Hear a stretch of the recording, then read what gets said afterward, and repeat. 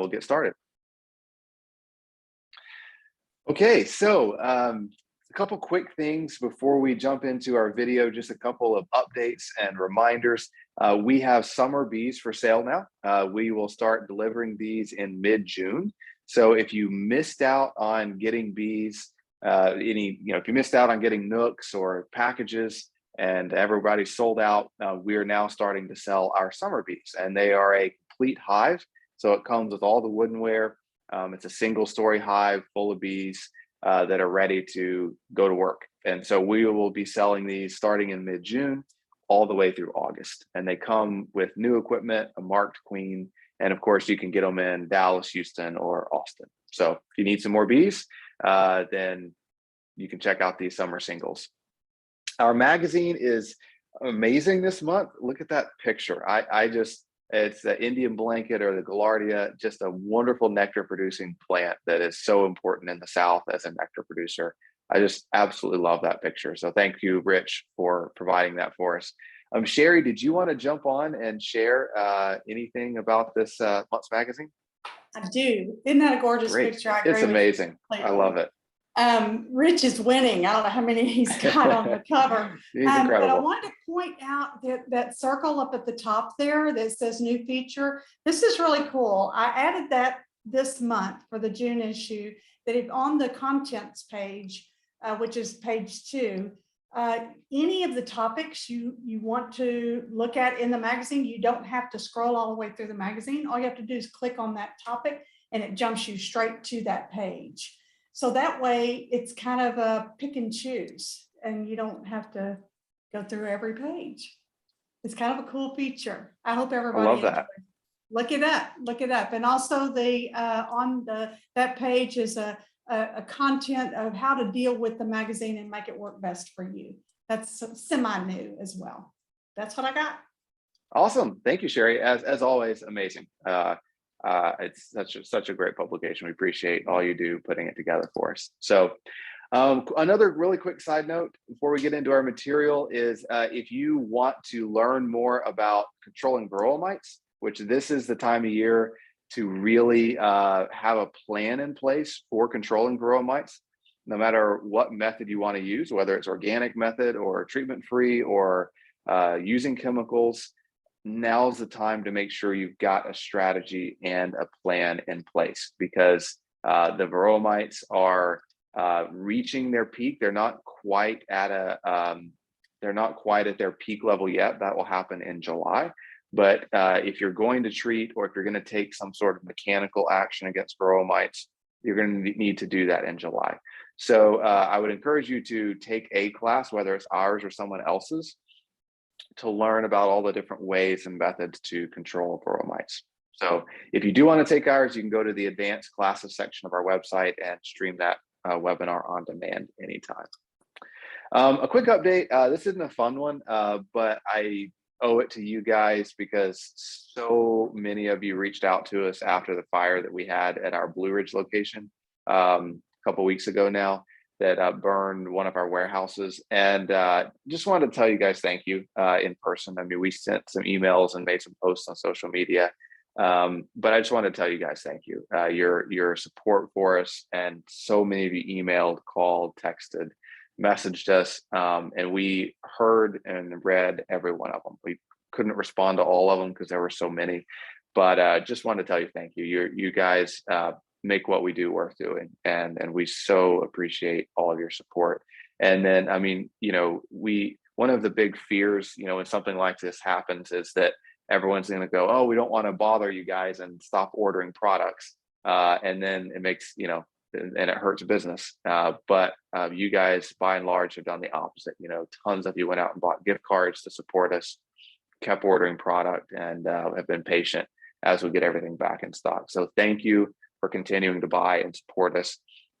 A lot of this was covered by insurance, and there's a lot of it that isn't. And so your support is very, very helpful as we focus on rebuilding. And for those of you that keep asking what happened, how did it catch on fire? We're not completely sure yet. We'll probably never know for sure, but we did figure out from the investigators that it started in the corner of the building where our breaker box was, and where we have an electric forklift that was charging. We have a big electric forklift that we use in that building, and it has a charger, huge, big charger. So it started in that corner. So it was either the electrical box in that building or that electric forklift charging that started the fire. So yeah, but we pretty much have everything back in stock. I mean, we're so fortunate to have other stores, other locations. We have Commercial Bee Supply, a company we started 6 months or so ago up in North Dakota. And all those stores were able to just ship inventory and quickly restock most items. So we're pretty much back up and running, minus a warehouse. It could have been worse. We've got 2 other buildings at that location that the firefighters did an incredible job of preventing them from catching on fire too. They pretty much spent 8 hours just wetting the outsides of the buildings to keep them from combusting before they could even try to get inside to battle this fire. So we're so thankful for them that they did that. So could have been worse. Nobody was hurt. That's what matters. Appreciate you guys, and we're back in stock with everything. And now we're gonna build back bigger and better. I've got to share this just because I find it absolutely hilarious. You've probably seen some of the other pictures we posted on social media of pictures of the inside. Pretty much everything was just burned to a crisp. And you can see smokers here. The thing that I get the biggest kick out of is, see this picture on the right here of that powdery looking stuff that didn't burn? That's smoker fuel. That is wood pellet smoker fuel. So this, on the other side of this wall, there was an aluminum ladder on the other side of this wall that melted, and aluminum melts at like 1200 degrees. So the fire was at least 1200 degrees in that corner of the building. And the one thing it didn't burn was the smoker fuel. So the wood pellet smoker fuel. So I think we're going to stop carrying that. If a building fire couldn't even burn it, then yeah, I think we're going to stop carrying that in lieu of burlap and the other smoker fuels that we sell. So not a great endorsement for wood pellet smoker fuel. But anyway, it was pretty funny to walk into that building and everything's just charred except for there's a pallet of smoker fuel that barely looks burned. So anyway, okay, enough on that. But again, thank you for your support on all of that, and we really appreciate it.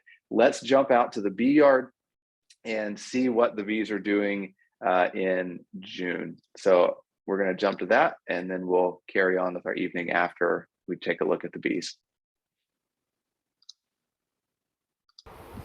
Hey friends, so it's a beautiful day in the bee yard. I'm filming this the day before our webinar because we're supposed to get some rain tomorrow, which if we do would be absolutely perfect. I love it when we get rains in the middle of the honey flow that are just quick showers that are just last one day, and that can really keep the blooms going, especially this time of year. This is the 1st of June when I'm filming this. And so the honey flow in a lot of areas is still, or pretty much most areas, is still going strong, but it's starting to decline a little bit. It's not over by any means, but it's on the downhill trend. It's not going to get better from here. It's typically going to slow down from here. And so if we can get a rain once a week or so that can really keep those flowers blooming, that's just perfect. And so about a once a week rain during a honey flow is exactly what I'm looking for. So we're going to take a look at a bunch of hives in the context of having maybe 2 weeks left of honey flow before it really starts dropping off. So we'll look at supering, we'll look at how well the bees are storing honey in the supers. All of these hives were split in mid to late April. And so that'll give you a good point of reference for where these hives are. So fairly recent splits. We split them, I think they were split with 3 to 4 frames of brood. They were given a mated queen, and now they've got honey supers on them. And some of them have their honey supers full, and some of them haven't done anything. And so we're going to take a quick look at several of them just to kind of get a status update on early June, what's going on in these bees, and what actions do we need to take with these bees. So let's jump into the bee yard. Okay, so this hive, we've got a deep box on the bottom, and then we've got 2 medium boxes and above a queen excluder. So one thing about this bee yard is that we split it kind of late. It was split, you know, mid to late April, and we really wanted to make honey with these hives. And sometimes, you know, if you make a split or you buy a hive and it's, you know, late April, you know, the honey flow usually starts in mid-May. Sometimes the bees don't have enough time to, you know, draw out all the frames in their first box, draw out and fill all the frames in a second box, and then go on to make honey in a third box, which would be your super. You know, sometimes they just don't have that much energy, or they're not strong enough to fill up everything in their first year if it's a new split or a new hive. So what you can do is, if you just really want to make honey your first year, you can just have one deep box as your as your brood box, and then put a queen excluder above your single story box, and then everything above that can be your honey supers. And so that really kind of forces the bees to you know, turn that bottom single box completely into brood, and everything above that is where the honey is stored. And so even on a newer hive or a split, you can kind of guarantee that you're going to make honey your first year by just having your bottom deep box as your brood box, put a queen excluder, and everything above it is your honey super. Now the downside of that is they're going to have almost no honey stored in their first box down below because it's all brood. So you just have to be very aggressive about feeding. Once you pull off the honey supers on top, as soon as you pull off those honey supers and get them extracted, you've got to put one of these boxes back up on top of that single story hive without a queen excluder, and you've got to feed aggressively because you just took all the bees' honey. So, but if you really want to make honey in your first year, you can do that, which is what was done with most of these hives. So, I'm just going to illustrate it for you guys so you can see. But if you look down below, see, we've got our bottom deep box, and then we've got a queen excluder. We've got a queen excluder right here, and then both of these medium boxes are our honey supers. So really, we've just got a single story brood box. That's all we've got for the brood, a queen excluder, and then 2 honey supers. Now, I'm only doing that, or this is only being done in this bee yard because we really want to try to make honey this year. If you had more established hives, or if making honey isn't quite as big of a deal, then really you would have 2 boxes that are your brood boxes, and then you'd have your queen excluder right here, and everything above this is, you know, this would be your honey super. Again, but if you really want to make honey your first year, you can just have, you know, single story hive, queen excluder, everything above it is your honey supers. You just have to feed really aggressively after you pull honey. All right, so let's take a look at this hive and see what they've got going on. So they've got 2 honey supers on them. We've got about 2 weeks left of our major honey flow. Oh, by the way, I got a new bee suit. So for all of you guys that were always concerned about how old my last bee suit was, I finally found a bee supply company that would sell me a bee suit. So my old bee suit lasted about 3 years, and I think it's still in good shape. I actually still wear it all the time.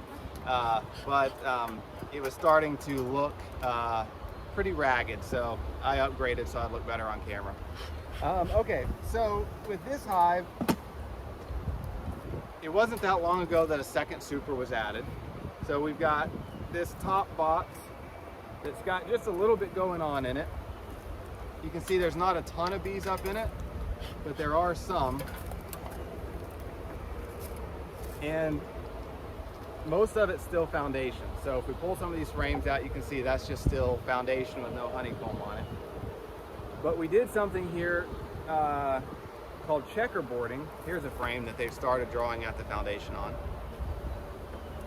We did some checkerboarding.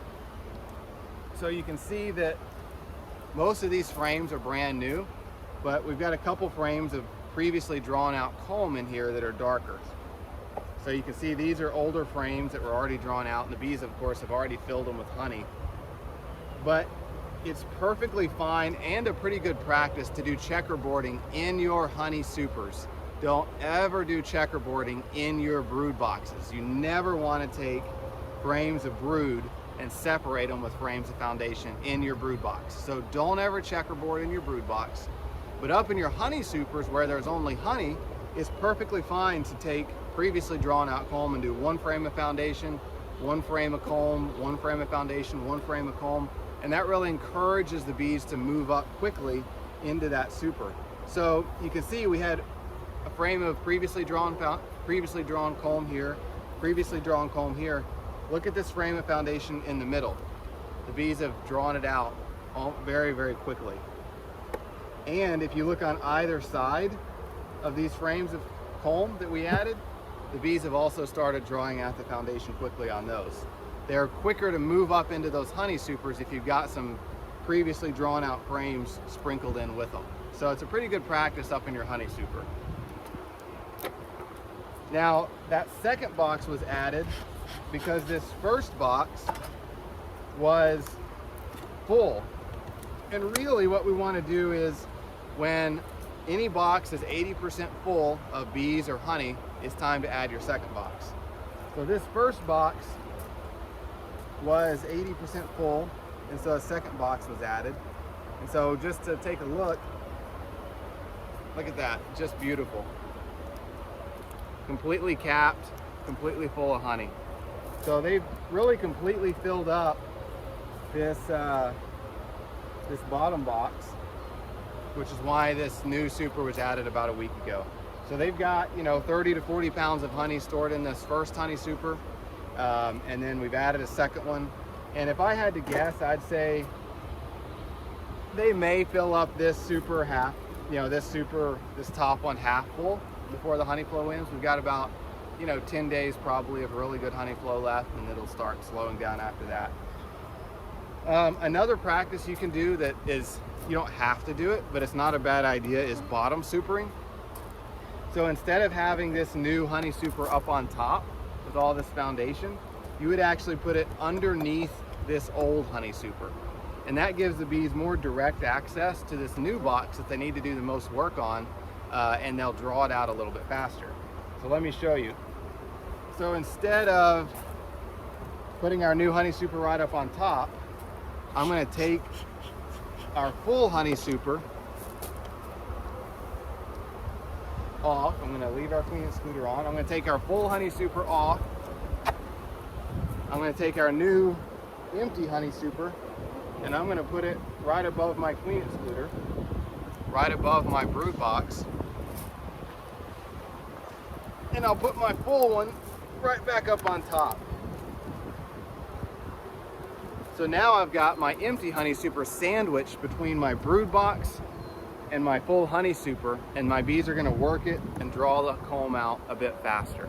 It's not critical. I mean, you don't have to do that. It's a lot more work to move this full, big, heavy honey super up on top, but it will encourage them to draw out that foundation in that new box a little bit faster. Okay, so this hive I think is probably ready for another honey super. So let's take off the lid and get a quick view of how many bees there are in it. So you can see it's pretty full of bees. Look at all these bees I have on the inner cover, and all these bees I've got on the top bar. So it's definitely 80% full of bees. And I'm just going to do a quick check on these outside frames. So my number 8, my number 9 frame, look at that. The bees are just drawing out all the foundation on that side. You can see the bees hanging all over this foundation, and that's always a good sign that they're drawing it out when they're hanging all over it. So all these middle frames are pretty much full, and they're drawing out these outside frames. So, when they've got 7 or 8 of these frames drawn out, it's time to add another box. So this hive's going to get another box. One quick thing I want to show you guys is how to do a shake test. So one of the ways that I can usually tell if a hive is ready to pull the honey off of, beyond just looking at the flowers. I mean, when all the nectar producing flowers are dying, it's time to harvest honey. But sometimes the bees don't cap over all the frames. So you can see like this frame isn't capped yet. So usually around the 4th of July is when most people in the South start harvesting honey. but if every single frame isn't capped, sometimes you've got to be able to tell if the nectar is cured or not. Sometimes when the honey flow ends, the bees don't finish capping everything. So what you can do is you can do a quick shake test to see if the nectar is converted to honey, cured, and ready to harvest. So you can gently shake the bees off the frame, and then you hold this frame horizontally over the hive, and you do a shake. See all that? I don't know if you guys can see that or not, but a ton of nectar rained out of this frame. And when you've got nectar raining out of the frame, it's a good sign that it is not cured. You shouldn't be able to shake a bunch of nectar out of this frame. So I'm going to try to adjust the camera a little bit so you guys can see that nectar kind of raining out of those cells. And that tells you, I'm not surprised, we're in the middle of the honey flow, but if this were the end of the honey flow, you know, you would want to not see that nectar raining out. You'd want to make sure that that nectar, you know, you might be able to shake a couple drips of it out, but you shouldn't be able to shake more than a couple drips of it out. So if you watch, you'll see nectar raining out of this honeycomb. So I'm holding it horizontally over the hive. See all that nectar shaking out? Hopefully you can see that in the video. If you can't, I'm gonna be disappointed. But you can see that nectar just rains out. So definitely not cured yet, and needs to sit on this hive a couple more weeks probably before we can even think about harvesting honey. So this hive is a good example. You know, we're in the middle of the honey flow, and they're not doing a whole lot up in their honey super. So I want to take a look at what's going on. So when we take the lid off, you can see there's not a lot of activity up in the honey super. We've done the checkerboarding that we talked about, but they're really just not doing a whole lot. I mean, this is their only honey super, and there's not many bees up here. They've stored some honey in these previously drawn frames, but they're really not drawing any foundation out. And so I use, you know, when I'm checking my bees this time of year, I'm just popping lids, and I'm just looking at the population up in that top honey super. If that top honey super is full of bees and they're bringing in nectar and they're working hard, I'm not checking down below this time of year. I'm just focusing, you know, if there's a bunch of activity up in the honey supers, I'm not that concerned about them. When I open a hive and I see that there's not a lot of bees up in my honey super and they're not really doing much work, that tells me I need to check below and see what's going on. And so this is one of those hives where there wasn't much going on in the honey super, and so I'm gonna dig down below and see what's going on.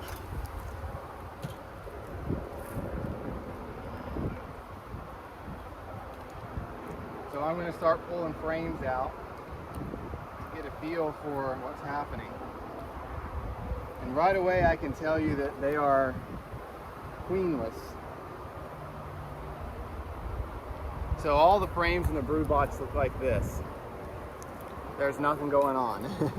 I've got just empty frames. They've got some nectar, some pollen, but no eggs and no larva. Now I can see where a queen cell hatched out right here. I don't know when it hatched out, but I did have a queen hatch at some point in the past, but I still don't see any eggs or larvae. So I could have a virgin in here that just hasn't mated and started laying yet. Or something could have happened to that virgin and she died.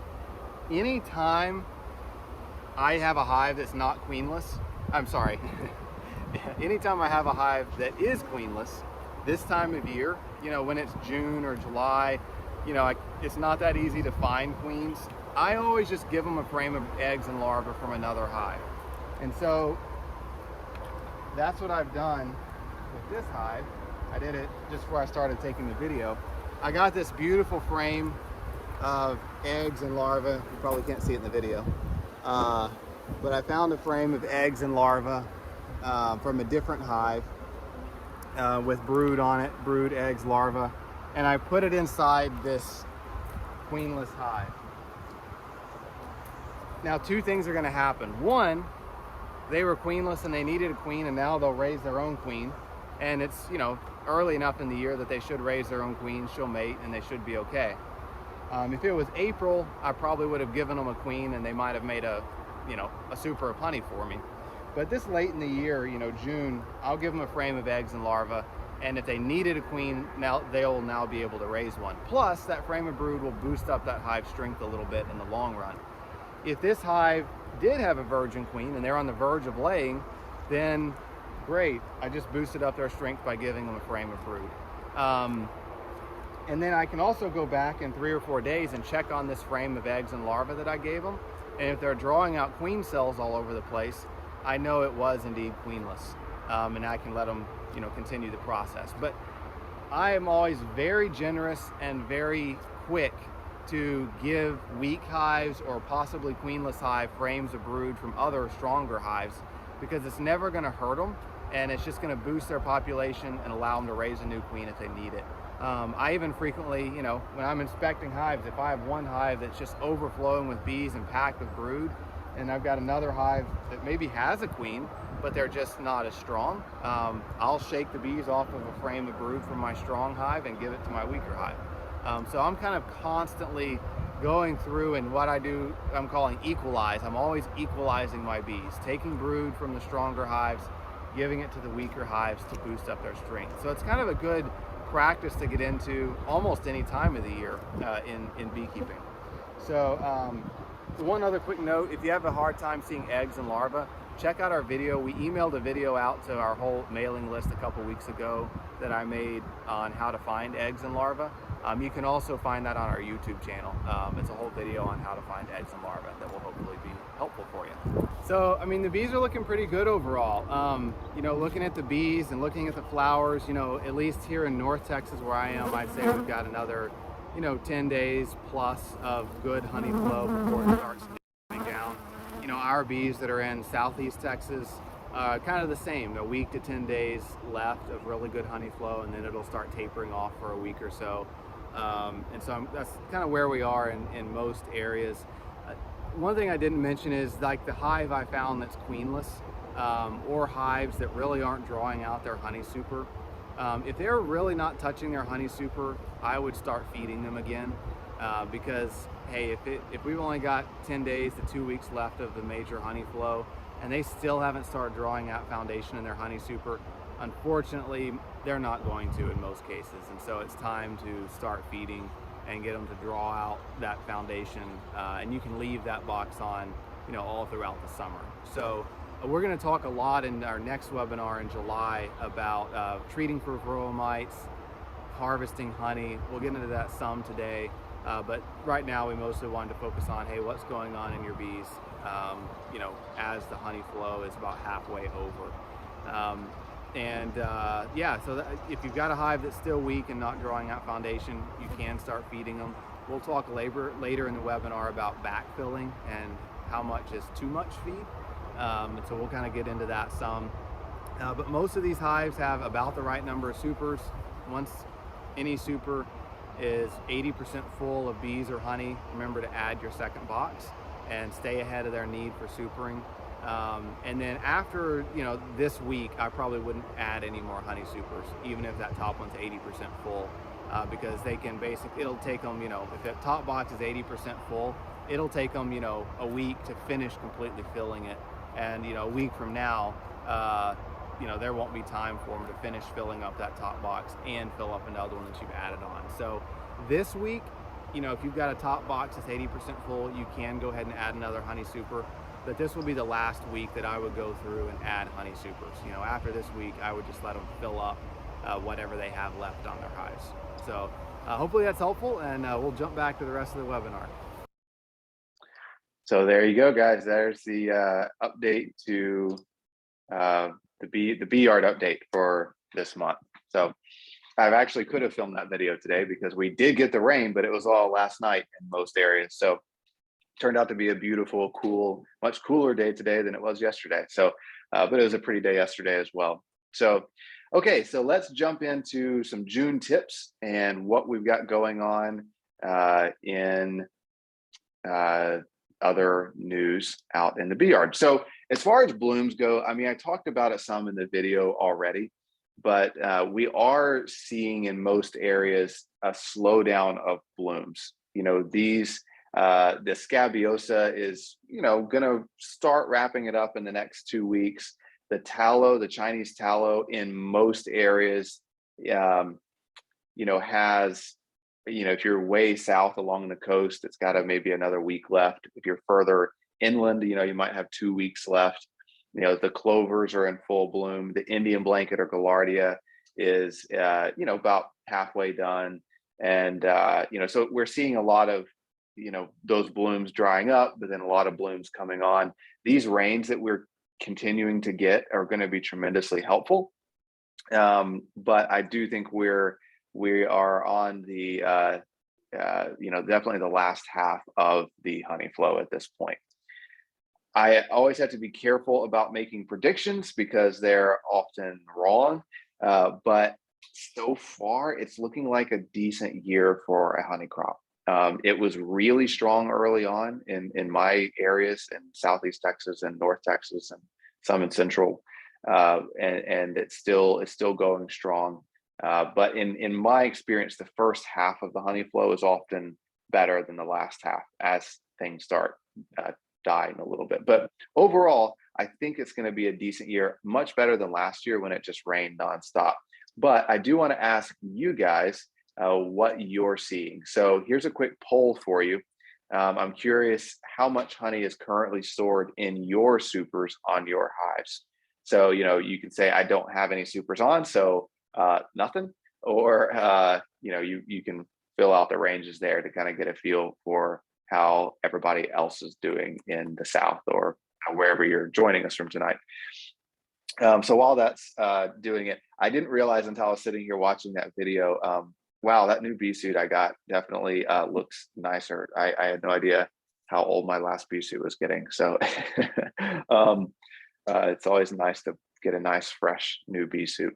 Okay, so all right, so a couple hundred of you have answered at this point. It looks like about 30% of you don't have any super on your hive. And then it's pretty evenly mixed. 20% of you have 0 to 10 pounds in your honey supers. 32% of you have 11 to 30 pounds. 11% of you have 31 to 50 pounds. And a lucky 4% have 51 plus pounds. So yeah, pretty even mix. And it was interesting because I did this same poll last year and I should have had the results up here, but it was a lot worse than this year. When I did the same poll last year, I think something like 50 to 60% of people had nothing. And then like another large percentage had 0 to 10 pounds. And so, I mean, this year, half of you have more than 10 pounds in your honey supers. So much better than last year in general. So that's encouraging. Though 30% of you don't even have honey supers on, which if you're new to beekeeping, that's perfectly normal. I wouldn't expect you to have honey supers on if you've got a brand new hive or if you've made recent splits. So speaking of that, first and second year expectations, you know, what should you expect as a newer beekeeper, or, you know, for more experienced beekeepers, you know, what should you expect if you split your hives?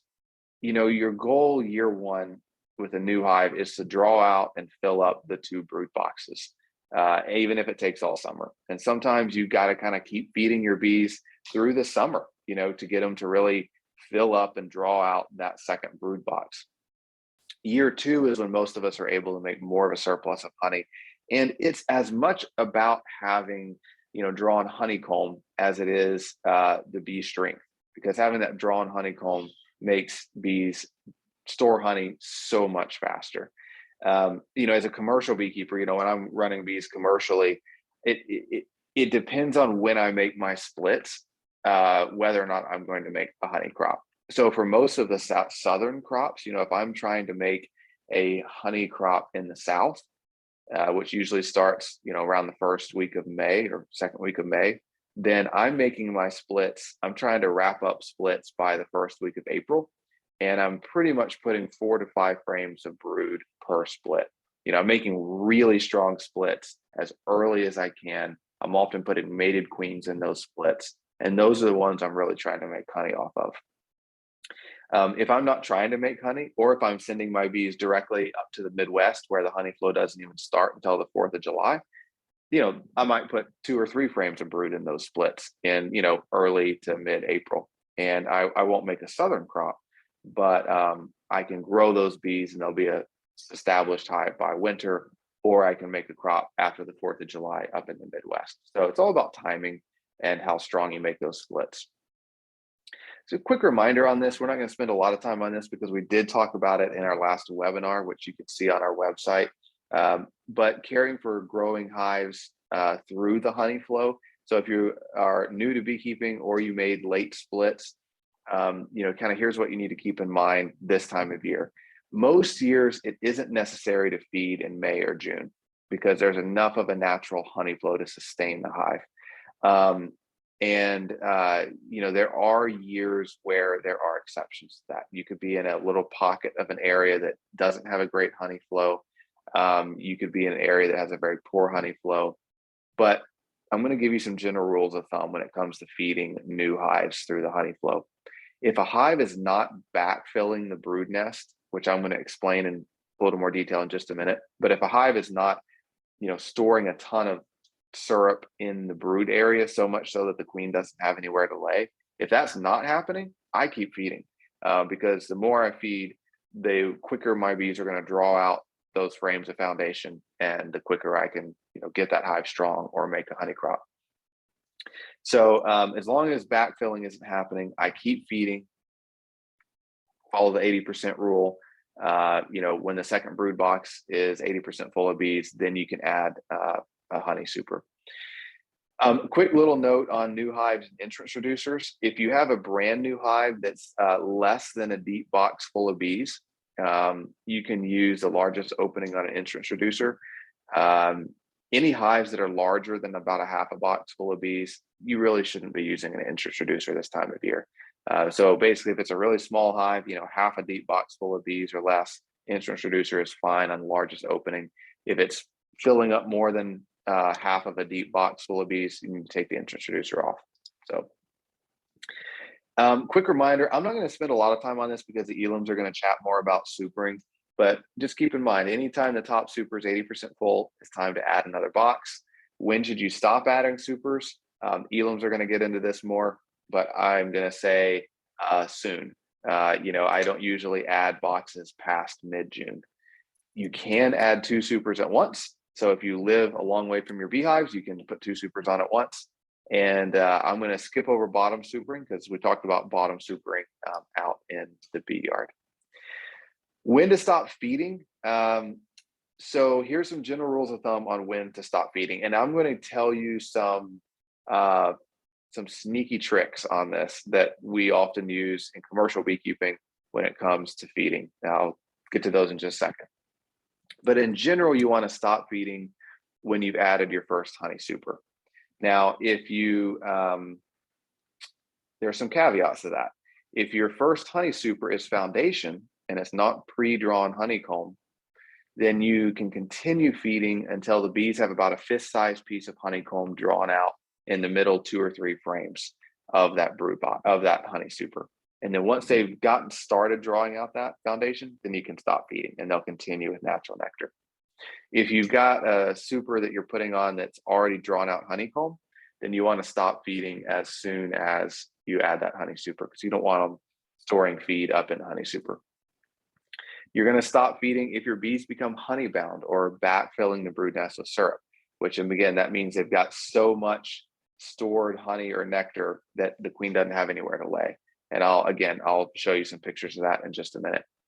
Another time to stop feeding is if both of your brood boxes are at least 80% drawn comb and filled 80% with honey, brood, and pollen, and it's later than mid-June. So if the honey flow is kind of already passed and the bees have mostly drawn out and filled up their brood boxes, then you can stop feeding as well.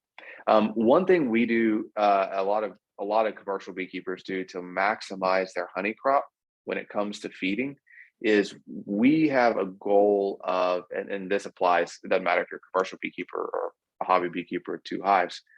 If you really want to make as much honey as possible, if that's your goal, then the objective is to get that hive to a place where their 2 brood boxes are pretty stinking full of bees, brood, and stored syrup or honey before you add your honey supers, or when you add your honey supers.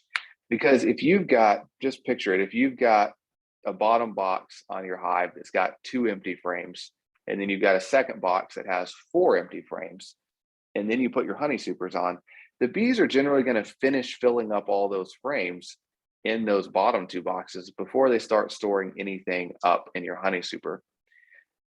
Conversely, if all the frames are full of something, brood, syrup, honey, etc., in your bottom 2 boxes, when you add your honey super, every drop of nectar those bees bring in general, is going to go right up into that honey super because they don't have the room for it in the bottom 2 boxes.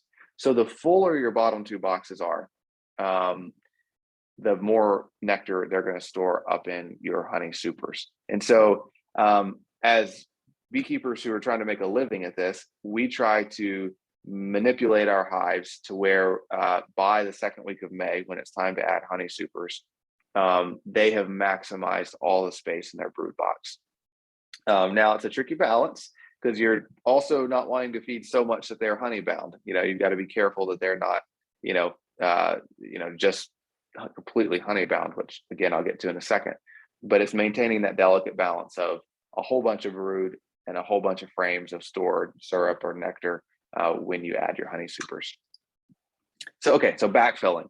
So basically this is when the bees kind of start filling the brood nest area with honey or nectar or syrup instead of leaving space open for the queen to lay in. This occurs naturally in the late fall and to a lesser extent even in the summer as brood rearing naturally slows. So I expect to see some backfilling in the summer and fall. But in the spring, it can occur if a hive is being overfed. I don't often see this in really strong hives. If I've got bees that are really, really strong, they can usually keep consuming, a gallon to a gallon and a half of syrup a week and store it and use it to grow, use it to draw out comb, etc. I tend to see this on hives that are okay hives. So not really weak, but not really strong, just kind of, a deep box and maybe a deep box and a half full of bees is where I tend to see this occur. So sometimes it's on those smaller hives where they don't have enough labor force to use the syrup to draw out honeycomb or don't have enough brood to use all that syrup, and they just start storing in the brood nest. The solution is if you start seeing this, just stop feeding for a week or two, and the bees can consume some of that stored syrup, and then you're back in business. So how to watch for this, I want to show you a picture. This is normal. So I expect to see frames like this in my hive where you have, you've got some cat brood here on the left, you've got open space that probably has eggs and larvae on it. And then you can have a nice thick band of honey around the outside edge. Same on this picture on the right. We've got all this open nectar on the edges, but they've left this middle area open for the queen to lay. This is what I want to see, especially on the middle 6 or 7 frames, the middle 6 or 7 frames in my bottom brood box. And then I want to see it in the middle 3 or 4 frames in my top brood box. So you should have, on a growing strong hive, you should have, 8 to 10 frames that have a thick band of honey and open space in the middle. If you've got 3 frames that have open space in the middle and all the other frames are just packed out with nectar or syrup, that's when you're overfeeding a bit. You want that ratio, and I haven't calculated this ahead of time, so it's off the top of my head, but in general, I want the ratio of frames full of nectar or syrup to frames of brood to be about, this time of year, I'm looking at about 60-40. I'm looking for about 60% of the frames in my 2 deep boxes or deep and a medium box in my brood nest to be about 60% of the frames are frames that, half to 2/3 full of brood, and about 40% of those frames can be stored nectar or stored syrup or stored honey. And when you start getting lopsided, where you've got 50-50 stored honey to brood or 60% stored honey to brood, that's when you need to start backing off on the feed some. Hopefully that makes sense. So you're going for that 60% brood, 40% 40% stored honey, and that's a great balance to strive for. Okay, so some common problems this time of year: slow growing bees. So this is a question I get all the time, like, hey, I made a split, or I've got a hive, or I bought a hive, and they're just not growing as fast as I think they should. So what are some common issues that cause that? And I'll be the first to tell you, this was an interesting year. There was, and I mentioned this in the last webinar, but I'm still seeing the results of it. There was a lot of high wind in the South in the first 2 or 3 weeks of April, which is right around the time when all the queens are mating in the state. And so there was just a lot of poorly mated queens in early April. And that can manifest in weaker hives that aren't growing at the rate they should. That can look like drone layers, high queens that never mated and they're laying drones instead of worker bees. Every beekeeper, commercial or queen breeder or bee seller, everybody I talked to saw this a lot this year. And sometimes you just have to requeen a hive if they're not growing at the rate that they should. So the question is, well, what should they look like, and when is it a problem? When am I requeening my bees? And this is where it's so helpful to have more than one beehive. This is where it's really nice to have 1,000 beehives or 10,000 beehives, but more than one is super helpful, because then you can compare growth rates. And every hive's growth rate is not going to be the same. I mean, I can go into one of my bee yards with 200 beehives in it, and they're going to be all different strengths, and some are going to be amazing, and some are going to be okay, and some aren't going to be good. And that's where we work bees as beekeepers, and we see what the ones that aren't good, what do they need? Do they need just some brood from stronger hives, or do they need to be requeened? Are they queenless? And that's where we manage bees.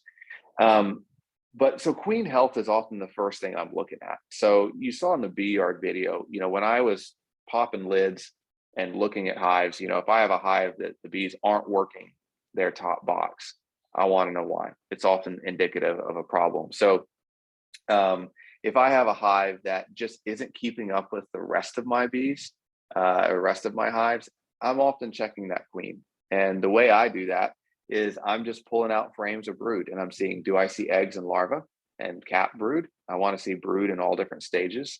I want to make sure there aren't queen cells all over the place. And are there multiple frames of brood? Does the brood look healthy? Is it a decently solid pattern, or is it super spotty? And so I'm looking at those types of factors to see if my queen is okay or not. And if I'm seeing, 3 or 4 or 5 frames of brood, and maybe there's a frame or two that's spotty, but then there's a frame or two that are solid, I'm seeing eggs and larvae and developing, healthy looking cap brood, then it's probably just a slow hive. And I'm not going to be too worried about it. I may give them a frame of brood from a stronger hive and give them some feed if they need feed, and let them keep growing. So if the brood's incredibly spotty, like a shotgun pattern, or I'm not seeing eggs and larvae, then I'm either going to give them a new queen, or I'm going to give them a couple frames of eggs and larvae from another hive, so that they can raise a new queen or replace that old queen if she's failing. Or in some cases, if I'm really sure it is a failing queen, I'll kill the old queen and give them a couple frames of eggs and larvae, so that they can raise a new one.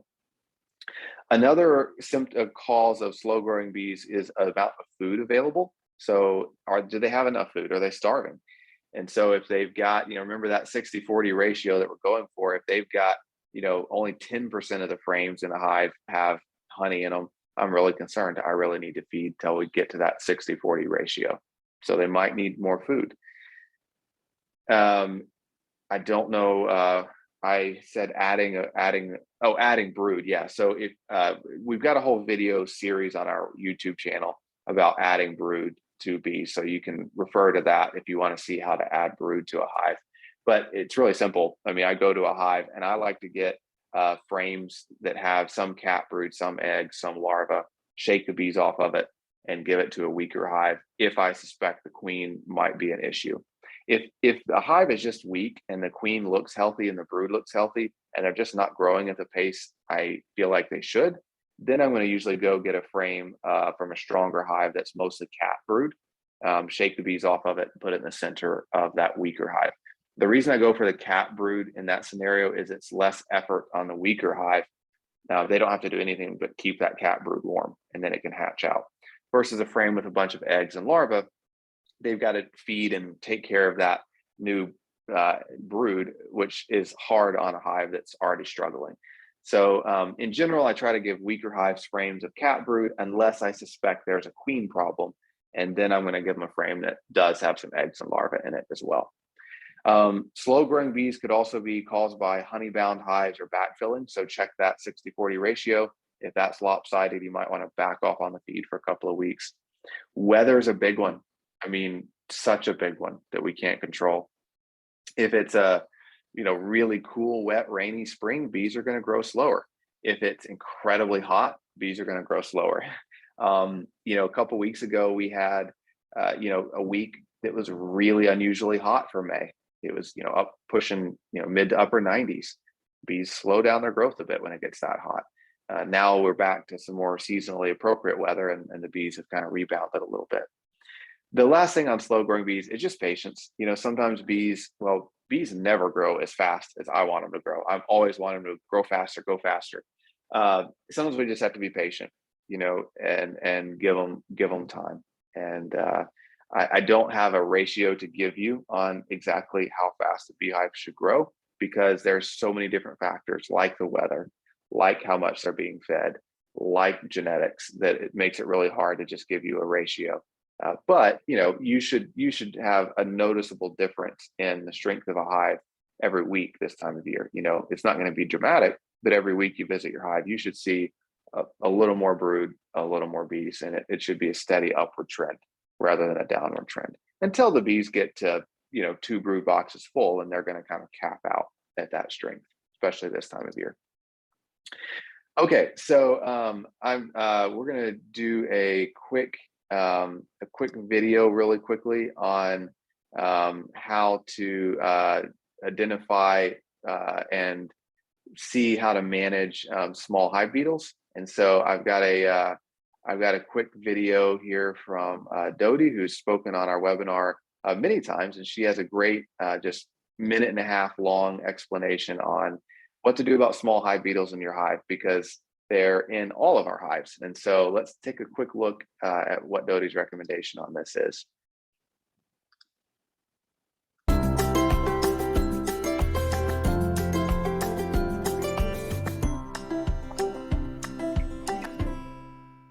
How do you manage small hive beetles? Well, for me, my hives are all in the sunshine, 24/7. Well, not 24/7, but all day long they're in the sun. I have found that mites don't like full hot sun, so I haven't hardly seen any small hive beetles in my hives. I manage other hives that are in the shade or that are in partial shade, and I do see small hive beetles.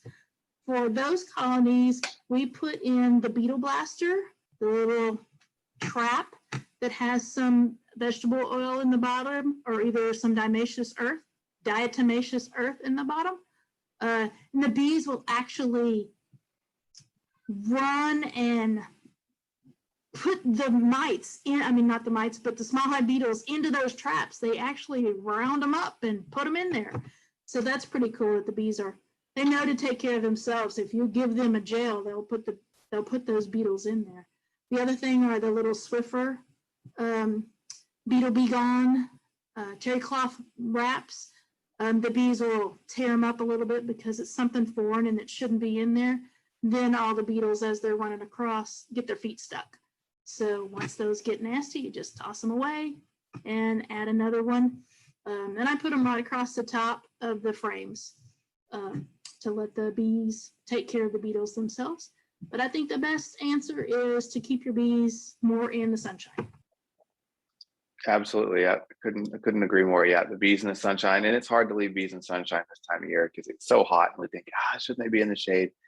but the bees tend to do better in the sun than the shade. And throughout the summer, in a perfect world, I love to have my hives in a place that they are in some partial shade during the afternoon, which is nice. But especially in the spring, it's nice if they're in the full sun. But some partial shade in the afternoons is nice. But if I had to choose one or the other, shade or sun, absolutely, I'd go with sun every time.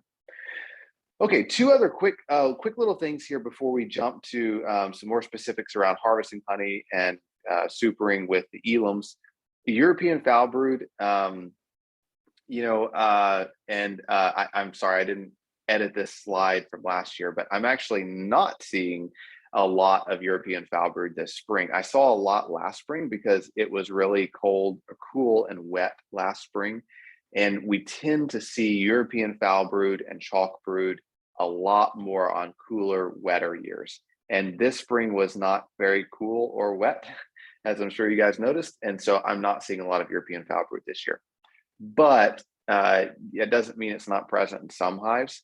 And so, it looks like these discolored, sick looking larvae, that you see in this picture here. And so, hives usually improve on their own when it gets warmer and drier. And if you're seeing this in, more than 25% of your larvae, I would give them some Pro DFM or strong microbials. It's a probiotic mixture that we sell. And I would also give them some Pro Health essential oils in their syrup. And if none of that works, then you can requeen the hive and give some Apogard to that hive, which is a thiamine-based mite treatment, which can help a little bit with European foul brood. So, but good news is I'm not seeing this a whole lot this year compared to last year. And then Varroa mites, real quick note on Varroa mites. You do not want to be treating your Varroa mites in June. If you are planning on harvesting honey, you don't want to treat for mites while honey supers are on the hives.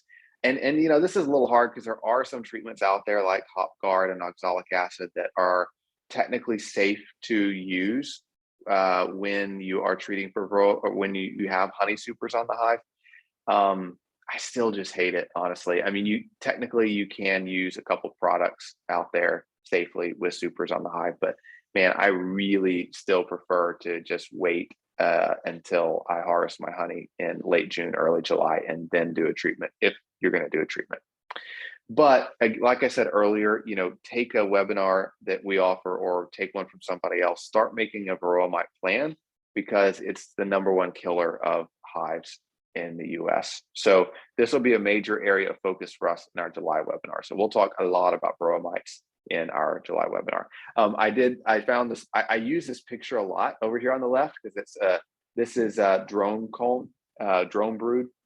If you're new to beekeeping, oftentimes if you break your two brood boxes apart, there'll be this burr comb on the top bars, and the queen will often lay drones in that burr comb on the top bars. And so you break the two boxes apart, and you kind of have this white larva that's now exposed because you broke those boxes apart, and which is completely normal. I kind of like to see it. It's a sign of a healthy growing hive. It's a great way to also look for Varroa mites because Varroa mites are more attracted to drone brood. And so anytime I see this broken open drone brood in my hive, I turn those little larvae over and look at them and see if I see Varroa mites. It doesn't substitute a test. You should be doing a Varroa mite test every 6 weeks or so this time of year, which we'll talk more about in July. But it's a quick, dirty method to see, if you're seeing a ton of Varroa mites all over drone brood when you crack your boxes apart, that's a problem. And you need to definitely do a test. If you're only seeing one or two or none, that's a good sign. But I zoomed up on this picture for the first time. And right here, you can see in this exposed cell, these little white male Varroa mites. And so you can see them in the bottom of cells. The male Varroa mites mate with the female Varroa mites in the cell as the worker bees are developing. And you can actually see, usually we just see these big red Varroa mites, but I zoomed up on this picture for the first time and realized, oh, you can see those little white male Varroa mites in the cells. And usually those males don't ever leave the cell. They mate with their sisters. They mate with the female Varroa mite, and then the female Varroa mite emerges with the worker bee, and the males kind of just stay and die in those cells. Okay, I hit you guys with a lot of information fast. And so I am going to turn this party over to James and Sherry, and I am going to jump over into the questions and answer any questions that you guys have. So if you got any questions for me or beekeeping in general, keep putting them in that Q&A box, and I will answer those and let James and Sherry talk about final supering and preparing for all this tons of honey that you're going to be harvesting this year. So James and Sherry, take it away.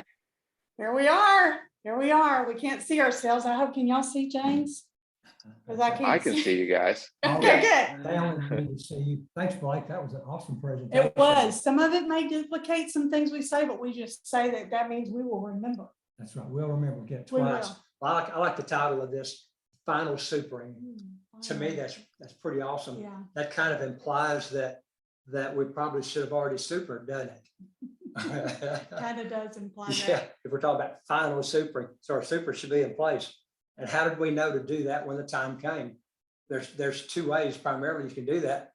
One, by the chart that we're fixing to show you, and two, if you're not feeding when white wax is coming in, that's your cue that something big is going on in nature, and that it's your opportunity to capture that honey in your honey supers. I'm listening to you. I'm moving the big computer so we can see you Okay. good. I didn't want y'all to miss him because I can see us over there on that one. So James is exactly right. So we are on final supering. Let me do this real quick. There we go. Let's talk real quick about understanding the nectar flow. Blake, you did a great job of talking about some of the processes. We might dig a little deeper into a couple of those aspects. Understanding the nectar flow when it's for us, when it's just for the bees, kind of matters. We broke it down into the months when it's not for us, like January through March. That doesn't contribute to our harvestable honey. Yeah, That's that- used for just growing Yeah, that populations. goes directly into what Blake was saying for maximizing honey production. If you grow your populations Prior to the nectar flow rather than on the primary nectar flow, then you're that far ahead of the game. And it's so easy to grow colony populations that time of year. All the world is happy and singing. The birds are there, the pollen and nectar are in place. Yeah. A harvestable honey comes in as shown April to June, which we're in right now. So hopefully we got our first super boxes on, Yes. whatever size you like, mediums or deeps. Right. Deeps are too heavy for us, Or but two. maybe some of you bears can handle it, but not us any longer. Mediums are what we really want Yeah. for ourselves. And I think that's what Blake uses as well. That is our harvestable honey. Mhm. And then August through November, harvestable, but generally left for our overwintering bees. The bottom right picture, that's goldenrod. And what was somebody said it smelled like dirty socks or something like that. I'm not wanting to eat that, but the bees they don't obviously have that take on that particular plant. But we want to leave everything after our major nectar flow for the bees. That's for them to overwinter with. And we want to just leave it You for know, another them. thing Blake said, that we typically don't feed strong colonies during the May, June period of time, even the April, May, June sometimes. But we are feeding in that January through March to give the bees the opportunity to draw that foundation out and to pack away things that are going to be needed for brood production. So that's our take on what nectar flow. When to add supers, and I'm pretty sure James, Blake, you've mentioned this, but let's just reiterate real quick. Mid to late April through mid-June. We don't typically put more boxes on after mid-June because it's not necessarily going to do anything except draw a comb. If you want to do that, that's fine. I would probably, and Blake, you may have said this, and my apologies if you did, we were busy answering those 72 questions that we answered in the first segment, that I wouldn't put it on if your supers currently were any less than 80%. And I would kind of want them almost done even before I added another one if it went past the mid time of June. You know, that 80 is a number that repeats itself throughout beekeeping. Anytime it be it a brood nest or a honey super, Is 80% capacity and there's a nectar flow in place, or you're feeding, then it's time to consider increasing. The same number applies in the opposite. If you've got all your supers on and you can't get them 80% full, they're consider taking them off. Mhm. The whole numbers just keep going. When we Mhm. talk about frames, they need to be 80% full of capped honey, ideally, or cured honey prior to extraction. So it's 80, 80, 80, 80. It is. And white wax, that pretty glistening white wax, boy, that's when you know it's happening. And so you did this too, Blake, but I like this picture better than what you had. Can you have too many supers? No. Well, yes. Well, yes, yeah, yes. That's not real. And sometimes I see a picture floating around on Facebook where this all this, and it's a gentleman probably in the 1920s or something, and he's just got this one hive of all these supers, kind of like what you're hugging there. And I'm thinking, and I don't know, do I buy that? Probably not. But yes, the answer is yes. You can add too many supers because they can really only do one at a time. The 80% full rule comes into play there. So really don't do that. You're just going to create yourself a big mess. The bees are just going to look up and go, well, what are we going to do with that? We don't need all that. That So, kind of circles back to when it's too late to add supers. mm, We're saying that mm, you need to do it next week. mhm. And now's the time. And it may be that those do or do not get drawn out. Wow. But one thing's for sure, if we leave them on there and there's no nectar flow going, Mm, it's going to be stagnant. Nothing will happen. nothing. You know, one thing I think I heard Blake say it once, and that is if robbing's ever a concern to you, and you've got open frames up top in a honey super, and you've reached the peak of season, it's over and gone, and they're not going to be completed, you can actually consider pulling those supers a week before the end of the nectar flow. Yeah. It's an opportunity to get them off, get them out of the way, get them onto another colony, bounce it around somewhere else. But the main thing is not doing this right as the nectar dearth is beginning and bees are starting robbing. So true. And we're already hearing the beekeepers pulling supers. So that was very good there. Bullet point 2 and 3, this is just to give you an idea, 35 to 60 pounds yield per medium super, 60 to 90 pounds per deep super. We can attest to that because that's heavy. We did almost all deep supers a couple of years ago, nearly killed us, but we got a ton of honey. You're not typically going to get honey your first year, but there's ways of doing that. If you look back on, James did the article in May on running single deeps. Those folks, you can do that. You can get a honey on that first So year. regardless, healthy hives make all the difference in It the world. does. If you purchase bees this year and you got a really strong Mhm. single deep, there's certainly a possibility that you were able to cap it off with a honey super. Absolutely. Comes right down to the bottom though.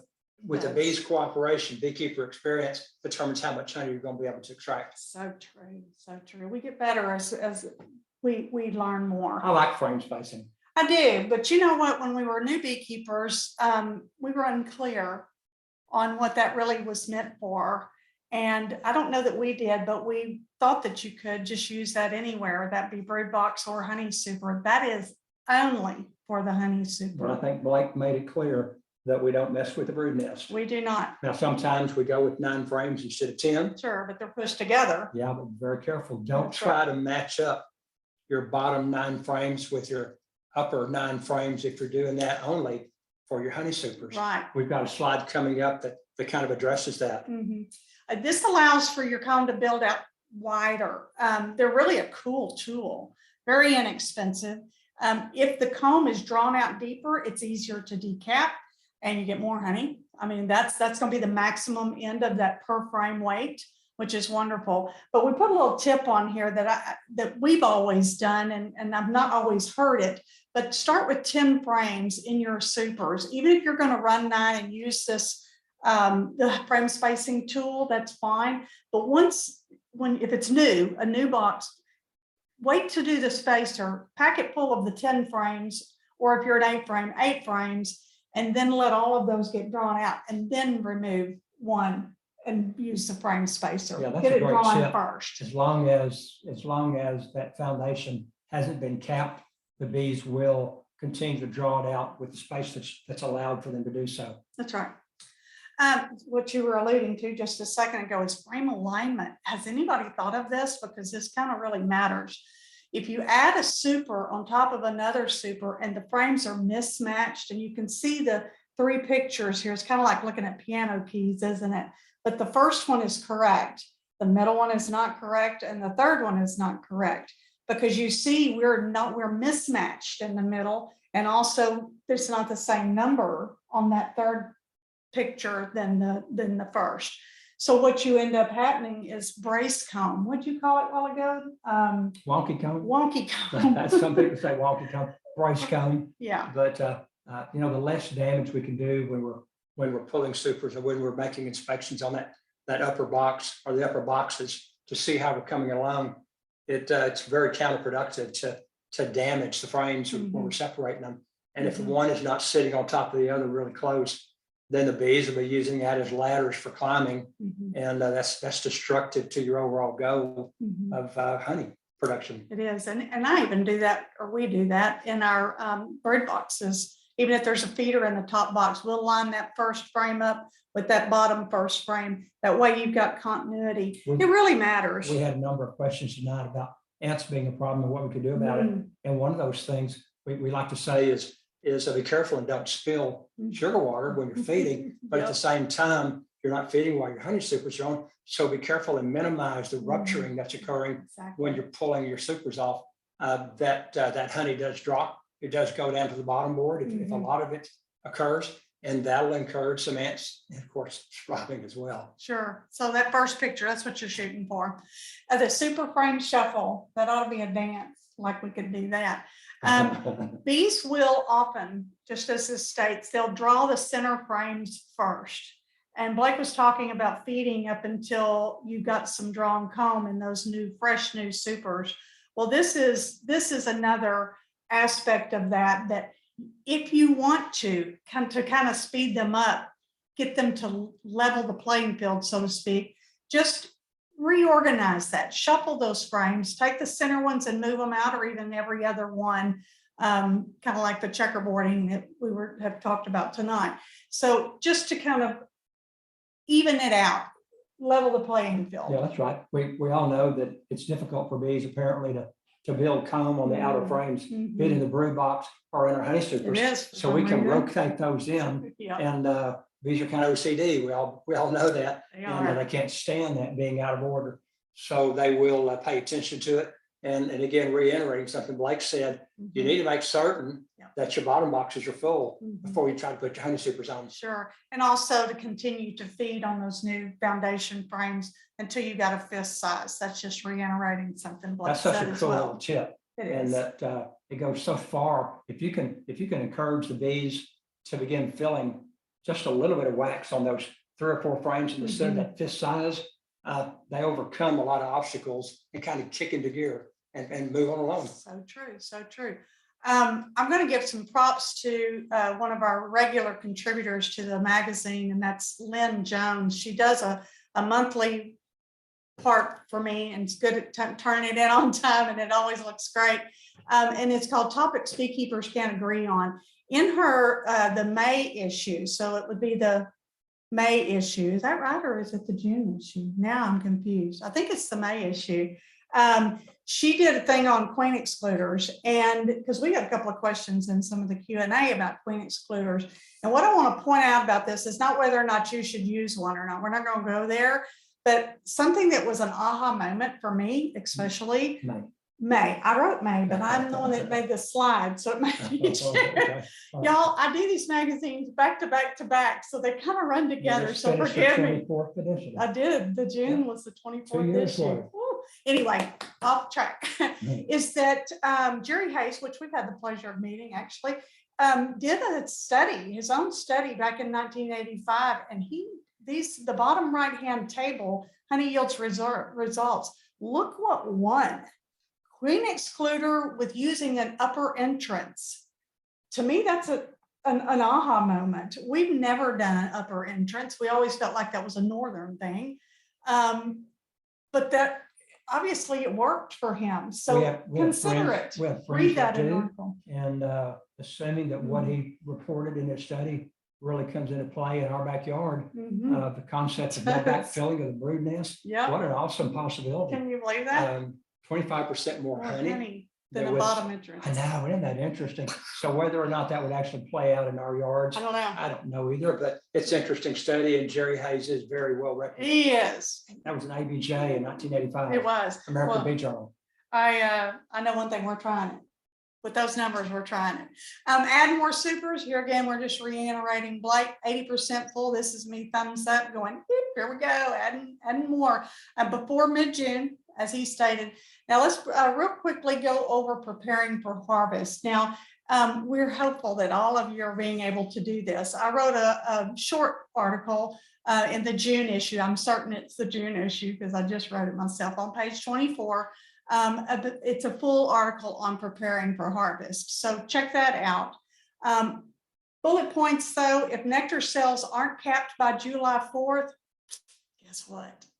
They probably aren't going to get Why would capped they not get capped? because there's no nectar Yeah, flowing. if the nectar flow is ended and wax is created for Yep. nectar, then there's We're no done. wax to cap those cells That's off. right. Sometimes we just go, we'll leave it on one more week. Well, Yeah. it's not going to make a difference. Probably not. And you really don't want to feed with those frames on, which would give them, I guess, the nectar to cap them. But is that really what you want to do? I think what we do is revert to the second bullet point where Blake had a very good video showing you the shaking. And if it's raining out, it's not cured, but so many times by the 1st of July, end of June, 1st of July, they are cured if they're not capped. So do the test like Blake showed us to do. And if it's cured, hey, it's your own, And right? again, our goal is that that frame or those frames need to be 80% dry before we extract them. 80%, actually. 80, sorry, 80, well, 80% I'm gonna full. get there. 80% Sorry full. about that. That's okay. That's all right. 80% full, because we don't want to mix that liquid No, we in don't. there that's got a real high water content. And we'll talk about That'll that here in a contaminate second. our overall results. Change the results. Take any and all honey above the brood boxes. That's for you to rob, and leave everything down in the brood boxes for your bees.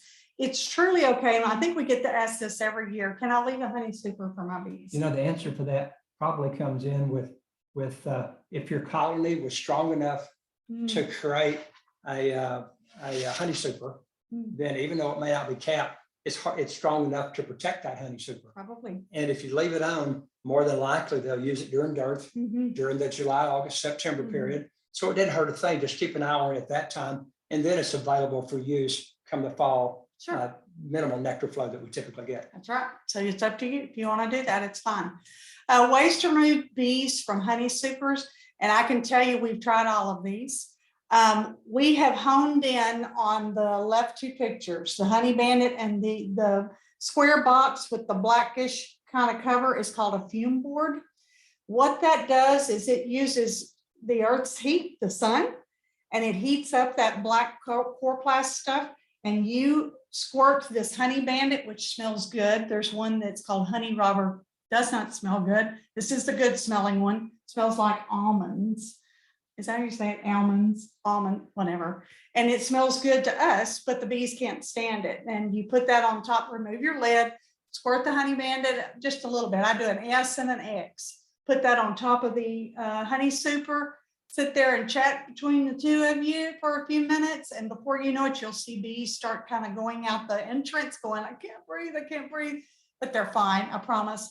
That means that the supers are clear of bees, and it really, really works well. It does. Sherry likes to use the phrase like herding cats. It is. Well, The bee brush. Bee brush works really well if you have a limited number of supers. Yeah, And if you brush your bees off and then instantly place them in another box exactly. or in a super that's got a solid lid and a solid bottom, because they'll get right back on it really fast. Yeah, So it's a way to do a small number of frames. sure. The one in the top right has gained popularity in It recent has. years, a blower. It's a It's leaf just blower. amazing. You can remove bees fairly quickly with that. And I think when you look at the results, when all said and done, you may go, golly, I'm going to hurt the bees. Yeah, Overall, they come out really well, minimal damage, probably less damage than if we were doing the other methods of brushing and other things that were more destructive. yeah. And probably because somebody's going to say, why didn't they talk about it? I'll say that square wooden top is called a bee escape. and it's not our favorite. It takes the longest to remove bees, but I can tell you, in a conversation with the late great Janet Rowe, the instructor for the Blue Ridge location for all the years that before she passed, she loved that. So it had credibility in that lady's book. I'm going to say not for us, but she loved it. So there you go. It worked really well. It's just slow. It's just slow. It's just slow. All right. So choose your location to do your extraction. I think I want to do the one on the right. Yeah, don't you? Blake, can we come do our extraction there? And I don't think that's your right now facility. I think that might be one of the ones before you upgraded. This is an awesome facility, but the one on the left is typically, of course, that's James sitting there. We've very often done it in our kitchen, depending. I mean, we do hundreds and hundreds of pounds, but they can be done. It can be done. So your kitchen, as long as you keep it really, really clean and you treat it just like you would want anything you purchase from a store shelf prepared. That's the way I look at it. That's the way James looks at it. Well, we do our best to follow health codes and guidelines and wear gloves when gloves are required and minimize the mess and minimize contamination of the honey and just pay attention to the rules. Another prop for Lynn Jones, back June and July of 2021 in the magazine, Texas Bee Supply Monthly magazine, she did 2 back-to-back about honey as it bottling and packaging and so forth, rules and regulations and laws. Go back and revisit that. We're not going to visit it, but it was an excellent 2 months of articles and well worth visiting to keep you updated. You know, something we found over the years is that there's a tendency to go, okay, today's robbing day. Today's the day that we're gonna pull our frames and we're gonna do our extractions. Right. And you know, it can be overwhelming. A little bit. There is no rule that says you have to do them all in one day. There's no rule that says you have to do them all in one weekend. Yeah. You can pull supers as they're completed if you'd like to. I had that question in the Q&A. Absolutely. So there you go. See, you're legitimized. Absolutely okay. It kind of takes away your ability potentially to do bottom supering, but so what? That's all right. If you can only do what you can do, because it's hard work. It's very hard work. Check water content of the honey. There was a time many years ago, I stood in front of about 200 people and I called that a refractometer. I have grown since then. She got corrected. I got corrected. It's a refractometer. But if you don't have access to this, knowing your honey's cured is key. But we're shooting for 18%, like I've got written in that little honeycomb on the right-hand side. Is your moisture content too high? Check out page 20 in the June issue, because I do a little write-up that Blake and I kind of went together in on, and it tells you what to do. There's tips to how to reduce the moisture. One problem we ran into years ago was that when we pulled honey, it had been raining. It had been raining buckets. And then when we got the honey back, it was all appeared it was capped and cured. But when we got it back and started measuring it out, it was wet. And you know, that's another tip, that just because you test it on the hive to ensure that your water content's acceptable out there, by the time you get it off and store it in your garage It may on a Friday evening or a Saturday, Yep. and it rains outside, come Sunday when you want to do it, the water content may have gone through the roof again. That's where dehydrators come in and fans and the hard work. Yeah, read that article because it tells you quickly how to do You it. have a picture of the inside of that refractometer. I do. Refractometer. Inside the scale. I do. It's really easy. Most common method is the extractor method. I don't think we're telling any of you something you don't know. You need an extractor. That's one we pulled out. We only had a small batch to do. And we had that. I'm gonna just say it kind of was junky, but it works for just a small amount of plastic. 2-frame crank extractor kept us from having to dig out big Bertha there, and she was much more trouble to clean up. But this worked really good. Clean the place really well. Sheets and plastic, that's plastic tablecloths that I put on the floor. Tote for extracted frames is very helpful. Decapping bucket, like up on the island there. We sell those in the store. They're a wonderful tool. Bread knife, decapping knife, your tool of choice to take off the wax cappings. So that kind of gets you started. You know, something that, I should say that. Yeah. Bullet point up. number one, Mhm. allow your honey to settle. Let all the debris rise to the top. It takes overnight, at least 24 hours for that to happen. Yes. And it's all the difference in the world and what the outcome of your honey, you know, the presence, the statement that it makes, Mhm. good, clean honey that's still raw, but it doesn't have all that bee's Floaties. knees and wings in it. Floaties, and I've And seen, wax. yes, and Sometimes wax. wax can really get disrupted and within our honey, so that it allows it to float out. Right. Store in buckets and not bottled, unless you plan on selling it really quickly, because real raw honey crystallizes quickly. So that's a tip from somebody who learned the hard way. Put extracted supers back on your hives to clean them out. Yes, yes, yes, because your bees will do a nice job of drying those supers out after dark. Don't do it during the day, or you'll have a robbing frenzy that will kill that hive that gave you all that honey like that. So make sure you do it at dark. You know, a tip for the small scale beekeeper, once we've done our extraction and we have extra honey left in buckets or pails, if we get concerned that it may be going to crystallization, it's hot this time of year, take it out and set it in your driveway in the back of a truck that has a black liner inside the bed of a car. It'll go a long ways towards keeping it ready for you. It will. Guess where we're storing ours? In the garage. The garage is hot. Store supers in the freezer once you've pulled them and you've got them back dry, or with paramoth. And Blake's got a super video on our YouTube channel. Place wax cappings and equipment out in the bee yard. Let the girls clean it up for you, and they will do a fabulous job, but do it away from your colonies, because it's not just your girl's going to be cleaning it, it's going to be every girl that lives in the neighborhood. So keep that away. Those wax cappings are wonderful. We have so many afterwards. great YouTube videos. We and, do. They're great opportunities for just about any topic that you can think of. So yes, There is one to go to. there is. This is what you call a shameless plug. Since I got to build the program and Blake didn't see it, join us July 9th at the date and location for a summer splits class in person. We're going to go to the bee yard. We're going to sit around. We're going to talk, and we're going to teach you how to do splits in person. Go to texasbeesupply.com to sign up to see us in person and to do our splits class. That'll be fun. Back to you, Blake. Right. I think that you guys are the most impressive, timeliest presenters I've ever met. I mean, it's amazing. It's 7:59 and you guys do this every time.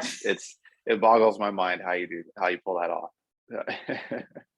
Thank you. That was fantastic. Really, really great information. And yeah, please join the split class. You can go onto our website under advanced classes, and you can learn how to make summer splits with James and Sherry. So if you want to grow your hives a little bit, it's a great way to do that. I'm going to ask you guys for one favor and then let you go for the night. When you exit from Zoom tonight, there's going to be a little pop-up that's going to ask you to take a survey. And we try to do these periodically, honestly, guys, so we can improve what we do here at Texas Bee Supply. We try to improve the services, our products. We want to understand your shopping habits and why. And so if you don't mind, just take that survey when we end the Zoom call. But with that, this webinar will be posted on YouTube and on our website later tonight, as always, and you can rewatch it if you'd like. We'll send a follow-up email out tomorrow that links to videos and links to this recording and links to our free magazine. So with that, guys, don't forget to join us for July. It's the most critical management month of the year, in my opinion. You don't want to mess up July when it comes to taking care of your bees. So July is crazy important.